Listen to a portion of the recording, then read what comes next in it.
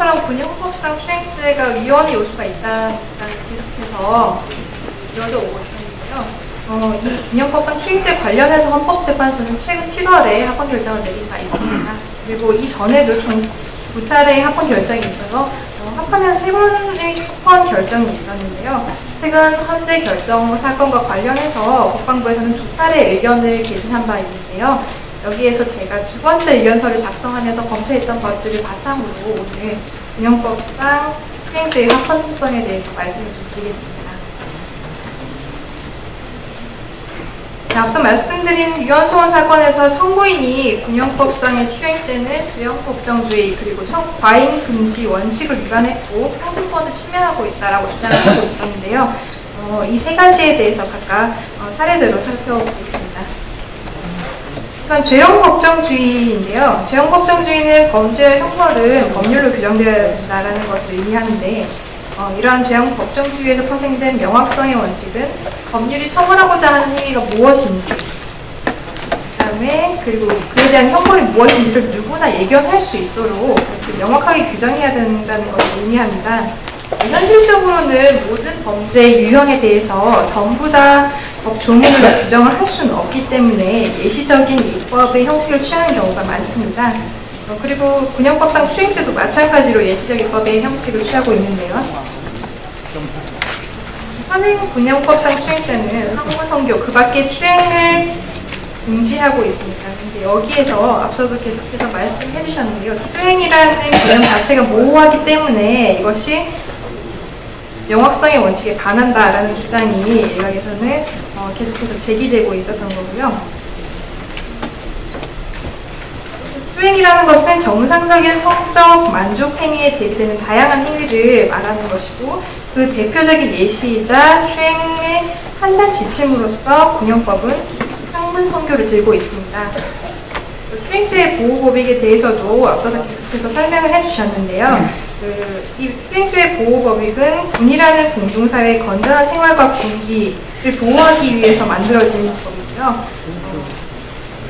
군용법상 추행죄의 보호법익과 그 대표적인 예시로 항문성교를 들고 있다는 점을 고려해봤을 때 군용법상 추행죄에서의 추행이 항문성교까지는 아니라 하더라도 동성 간의 성행이든 근데 건전한 생활과 군기를 침해하는 그러한 정상적 성적 만족 행위와는 반대되는 어떤 행위다라는 것은 군인이라면은 어떤 행위가 처벌될 수 있겠구나라는 것을 어느 정도 충분히 파악할 수 있다라고 그렇게 생각이 들거든요. 헌법재판소도 마찬가지의 결정을 내린 바 있고요. 그렇다면 군용법상 추행죄는 죄형 법정주의를 위반하고 있다고 보기 어려울 것 같습니다. 두 번째로 과잉금지 원칙 위반 여부입니다. 과잉금지 원칙이라는 것은 국가가 국민의 기본권을 제한하는 데 있어서 준수해야 될 원칙 또는 그 한계를 의미하는 건데요. 크게 목적의 정당성, 수단의 적합성, 침해의 추속성, 법의 균형성으로 나뉩니다. 그중에 나머지 부분은 특별히 제가 검토를 할 필요는 없을 것 같고요. 침해 추속성 관련해서는 현실적인 군대의 실태라든가 이런 부분들을 같이 고려해서 말씀을 좀 드리겠습니다. 군대는 잘 아시는 것처럼 개인이나 개인 간의 완충 장치를 해줄 수 있는 사적 영역이 축소되어 있습니다. 그렇기 때문에 일반 사회보다도 한 개인이 타인에게 미치는 영향이 훨씬 클 수밖에 없는데요. 특히 병사들 같은 경우에는 사회와 격리된 병영에서 전 일과를 걸쳐서 단체 생활을 해야 되는데 이러한 복무 여건상 상호간의 성적 접촉이 발생했을 경우에는 그 이후에도 쉽게 성적 접촉이 또 이루어질 수 있는 것이고 또 이러한 성적 접촉을 상대방이 봤을 때 영향도 굉장히 일반 사회에서보다 크게 미칠 수 있다는 부분이 있습니다. 이런 부분들 고려해봤을 때는 일반인과 비교해볼 때 군인은 성적 만족행위라든가 이러한 여러 행위들을 제한해야 될 필요성이 더 크게 요구되는 것인데요. 또 군대는 위계 질서가 강한 대교 사회라는 특성을 가지고 있습니다. 그리고 이러한 그 폐쇄 집단에서의 강력한 구조 하에서는 서로 간의 성적 욕구를 충족시키기 위해서 상호 간에 어떤 성적 만족 행위를 하게 될 가능성이 높은데요.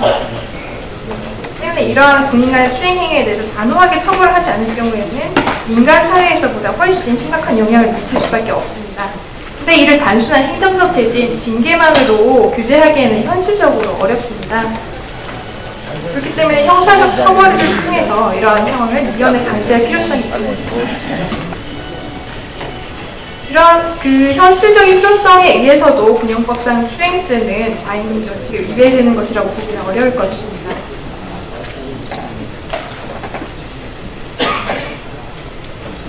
그 다음 마지막으로 평등권 침해 여부에 대해서 살펴보겠습니다. 최근 헌법 소원 사건에서의 청구인은 동성애 성행위에 대한 처벌은 곧 동성애자를 차별하는 것이다 라고 주장을 하고 있었는데요. 일단 해당 추행죄 조항은 국내의 건전한 생활과 군기라는 공익을 저해하는 행위를 처벌하는 것이지 동성애 자체를 처벌하기 위한 규정은 아닙니다. 다만 이제 군 생활을 하는 동성애자 군인 간의 성적 만족 행위가 이러한 그 군대 내부의 건전한 생활과 군기라는 공익을 저해할 수 있는 대표적인 예라고 거론된 것에 불과하거든요. 그렇다면 이를 동성애자에 대한 차별이라고 보기는 어려울 것 같은데요. 물론 뭐 이것을 차별로 볼 수도 있을 것 같긴 합니다. 차별로 본다고 하더라도 군과 일반 시민 간의 이런 차별은 헌법에서 특별히 평등을 요구하고 있는 경우에 해당하지가 않고요. 또 차별 취급으로 인해서 관련 기본권, 예를 들자면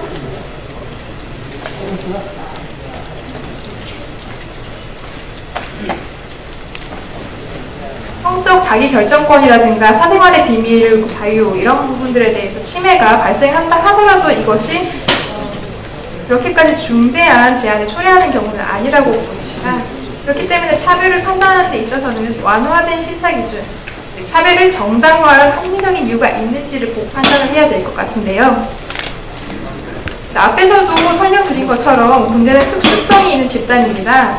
엄격한 상명하복의 수직적인 인간관계로 이루어져 있고 단기간에 폐쇄적인 단체 생활을 해야 된다는 점, 이런 부분들은 특별히 제가 더 설명을 드리지 않더라도 충분히 잘 아실 거라고 생각이 들고요. 또 군대는 절대 다수가 젊은 남성으로 구성이 되어 있습니다. 이러한 군의 특수성으로 인해서 군대는 일반 사회에 비해서는 동성 간의 성적 접촉이 발생할 가능성이 현저히 높다는 점도 아까 설명드렸습니다. 또 수직적인 계급 구조 하에서 상급자가 하급자를 상대로 동성 간 성적 행위를 감행할 가능성이 굉장히 높습니다.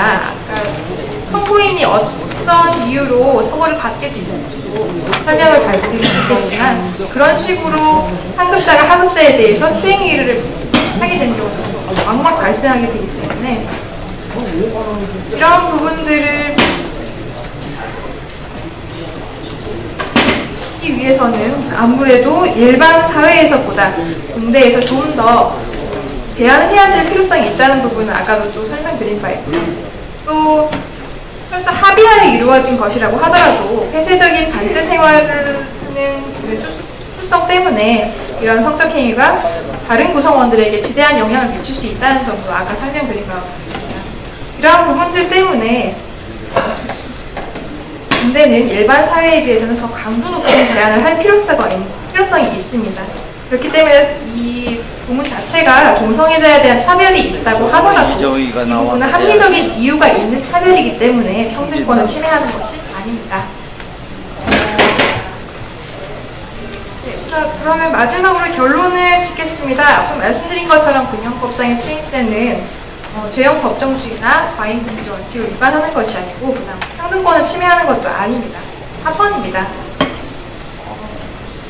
아울러서 군형법상의 추행죄 보호법이긴 군이라는 공동생활의 건전한 생활과 군, 더 나아가서 국가의 안전보장이라는 것은 변함없이 지켜져야 할 가장 중대한 사회적 법익임을 다시 한번 강조하면서 군형법상 추행죄의 합헌성에 대해서 검토를 마치겠습니다. 감사합니다.